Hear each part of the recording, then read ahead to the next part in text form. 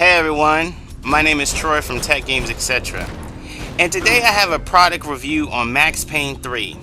Now with all my reviews, you can go ahead and read the text at the bottom of your screen and get to my final grade for this game. You can skip to my final grade for this game, and while I believe the multiplayer suffers big time and the campaign storyline just got boring. Now for a quick overview of this game, I'm just going to get a quick overview. You're Max Payne and you're a hired bodyguard to protect a wealthy family that's in Sao Paulo, Brazil. And the wife gets kidnapped and you have to get her back, basically. Very, simple story, straight to the point. And as you go through it, you're going to unlock mysteries of why she got kidnapped, who's behind it, and things like that. Now there is a story mode, an arcade mode, and a multiplayer mode. Now story mode, you have easy, medium, hard, hardcore, and old school. Hardcore and old school are locked once you beat the game on a previous difficulty. So if you beat it on hard, you can get hardcore. If you beat it on hardcore, you can get old school. Now you can select your time of assist, your aim assist, your type of aim assist, where it's either hard lock, soft lock, free aim. Hard lock is pretty much you're aiming. If it's going to lock on it, the enemy's harder, softer, or free aim, where it's just is all your effort basically. Now in multiplayer, you have 4 classes: soldier, snitch, dealer, and lookout. Depending on your class you select is the weapons you will get, the benefits of that class versus the negative of the class that you select. And also you get game modes in multiplayer. You get rookie deathmatch, rookie team deathmatch, normal deathmatch, normal team deathmatch, painkiller, gang wars, large TDM, large team deathmatch, which is 16 players instead of the other TDMs, which is total of 8 players. Large deathmatch, hardcore team deathmatch, hardcore deathmatch, hardcore gang wars. Now only 4 of these modes are unlocked. Only 4 of these modes are unlocked, and the rest are unlocked by achievements. Like you perform certain achievements, and I'll get to that. I'll get to that later. Now, unfortunately, I did not research what arcade mode is. Please forgive me. So please forgive me on that one. I didn't realize until I started recording. So let's get to the pros of this game, okay? First of all, I love the gun animations with this game, especially dealing with the bullet shells. When this thing slows down, the bullet shells coming out that gun and that burst fire coming out, like the gun animations and everything, the muzzle flash and all that other stuff is really good. And number 2, the gun sounds and animations are great. And I just love like they really did it with the guns in here. Now number 3. Now also you can also look in the description and read all my top 5 of pros and cons if you want to skip this. But number 3, the ragdoll physics are amazing when bullets are hitting the enemies, and there are entry and exit wounds. Even when Max Payne gets killed, you can see where the bullet entered and where it exits. Sometimes you get shot in the head, the eyeball, you see the flesh open and things like that. So like the ragdoll physics, like you ever watch those? I remember like thinking of Terminator 2 when Schwarzenegger was on the rig with, I don't know if he was on a rig or on where he shot into the car of the T-1000, and how his body was just being riddled with bullets. The bodies in here get riddled with bullets just like that, as you will see in movies. Yeah, you can riddle body with bullets and it be pent up against a wall, just taking it. And it's just, this is one of the best physics animations dealing with this I've seen since Sniper Elite V2. And the bullet cam is amazing perspective. The bullet cam is pretty much like The bullet will follow, pretty much like you see in Sniper Elite V2, but you can continue shooting. So as you're shooting, you can see all the bullets in slow-mo entering the person you're shooting at. And number 5, the environments are well designed and imaginative. They really capture Brazil. If Brazil does look like the way they portray it, it really captures the atmosphere of it, and I like that. It was a good setting for this game. Now, let's get to the cons. These are my top 5 cons. I had to actually combine some of them because they actually went well together. So this is going to be probably long. I don't know, but it's just the top 5. If you want to skip to it and just read it from the descriptions, you can. So let's get to the number one in no particular order. Okay. Now the cover system in this game was not as good as you would play in other games. Like, it doesn't transition from lower cover to higher cover easily. At first I thought they took it out of the game, but they didn't. But it just how you position the camera. Like, Max will go from, say you're behind cover on something small, a larger object, or it was a full body object, and you go from a smaller where he has to crouch down to get under it. That's not easily achieved in this game. And also, the curve cover system is flawed. What I mean by curve cover system is Max Payne can't transition around corner objects while still remaining in cover.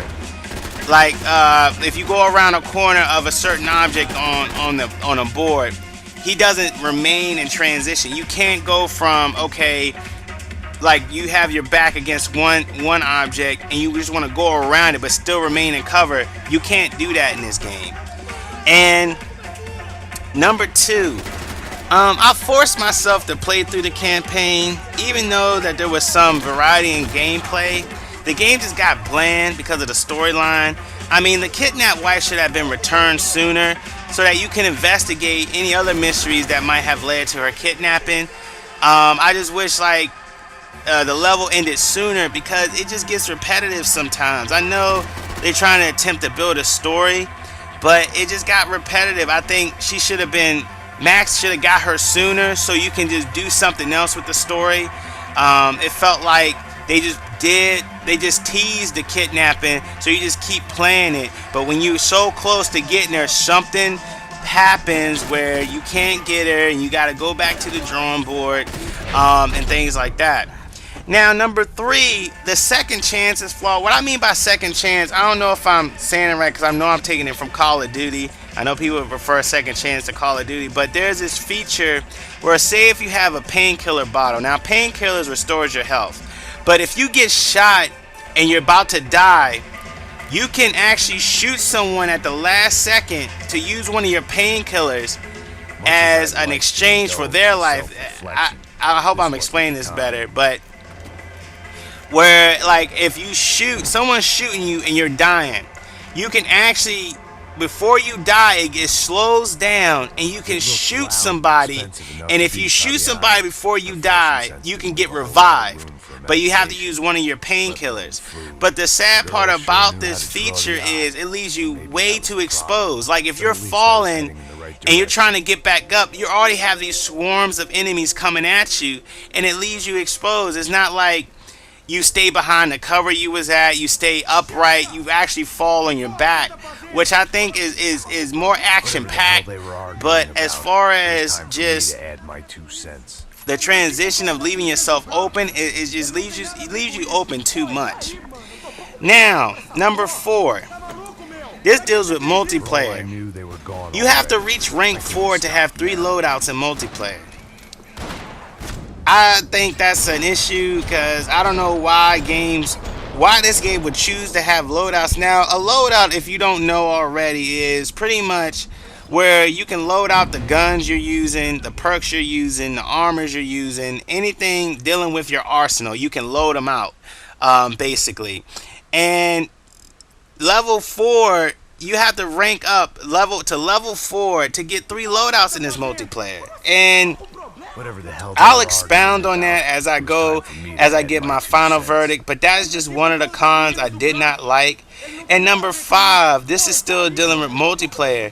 Multiplayer has some of the basic stuff locked, like the basic game modes locked. Like I said before, you only can play four of the other game modes in this game, and like game modes like Painkiller and Gang Wars, you have to reach statistical milestone. They're referred to as grinds to unlock these. Like for example, if you get 5,000 kills, you can unlock hardcore mode, which I think is a bunch of bullshit, really, because I don't believe that. Because like they were actually talking about Painkiller and Gang Wars during the whole promotion of this video game, so you get hyped up. You get hyped up, and it's like, now listen to what Painkiller is, okay? I didn't want to read this in the beginning, but Painkiller is like you and your buddy Pausos from the story. What's his name? Oh no, Painkiller. Excuse me, my bad. Painkiller is your Max and Pasos, and what happens is, let me read it from the book. This mode is a blend of cooperative and competitive play. The game starts with a standoff. The first player to make a kill and the first player to get killed will become Max Payne and Raul Pasos. Those two players must work together to kill as many gang members as possible to earn points and stay alive. The remaining players must try to take down Max and Pasos. Any player that kills one of them will become them and then must fight to stay alive for as long as possible. So pretty much it's just a cooperative survival mode. But it sounds great. Gang Wars is pretty much, you have a variety of games under Gang Wars like Warfare, Showdown, Survivor, Last Stand, Takedown, Short Fuse, Delivery, where it's pretty much like Demolition or anything like that, or Grab, or Turf Grab, or Total Turf, or Siege, or Passage. These game modes sound great. So why these are not unlocked? And that was just something that really irked my nerves about the multiplayer. So with all of this, what is my final verdict for Max Payne 3? I give it a C. I give it a C because, you know, this game deserves doesn't deserve a D. And because it's effort put into this game. Rockstar does great games. You know, I'm not taking that away from them, but this game I believe was executed poorly. The storyline reminds me of Crisis 2 with Dr. Gould, for example. How like they teased the girl that was kidnapped, I think her name was Gabriana. And like in Crisis 2, it was like that with Dr. Gould, where the first mission had you trying to reach Dr. Gould, but every time you get to Dr. Gould, something comes up. Like, oh shit, Prophet, you gotta come. Yeah, you know, something came up. They're on me, Prophet. Meet me here. Then when you go to the place they want you to meet, he wants you to meet him. Something else comes up, and so they kept teasing it and teasing it. So I feel the same way about this game as far as the kidnapping. They kept teasing and teasing the kidnapping. You get close to Gabriana, and all of a sudden something happens. And you get close to her again, and all of a sudden something happens. And it's just like, oh, come on. Like, really? And like some levels should have been taken out to keep the interest of the game. Like certain levels of this game should have just been taken out altogether. Like, they show you why Max Payne comes to Brazil. It wasn't because of a bodyguard. It was because of something else. I don't want to spoil the story, but they do have a level of him going through this transition of why he's in Brazil. Instead of just saying, okay, this is why he's in Brazil. Okay, now let's get back to the story. You know, the main story. No, you have to play through this level of why he has to go to Brazil and things like that. That I think that should have been taken out. And you know, you have a very small window to please multiplayer fans, and I think you should give them more access to stuff faster, especially if you want them to remain playing your game after the campaign. I don't think no game modes or loadouts should be locked. Let me repeat that. To all you developers out there, I don't think no game modes or loadouts should be locked. I really believe that. And like with the other 4 modes, you're stuck with playing with 8 players. You know, and I understand. I mean, 8 players, come on. I mean, really, eight players, 4 on 4. You know, so it was just like, oh man, this game is like, man, like in the other matches, the large TDM matches, it's 16 players. You know, why lock that? I mean, it also would have been nice to have a server browser. I know I'm bringing in something from BF3, but if you're playing on a low server, like a low number account, you don't want to jump in the game with only 2 players, 4 players. You know what I'm saying? Like, a server browser would have been nice. That's not a con. That's just a suggestion.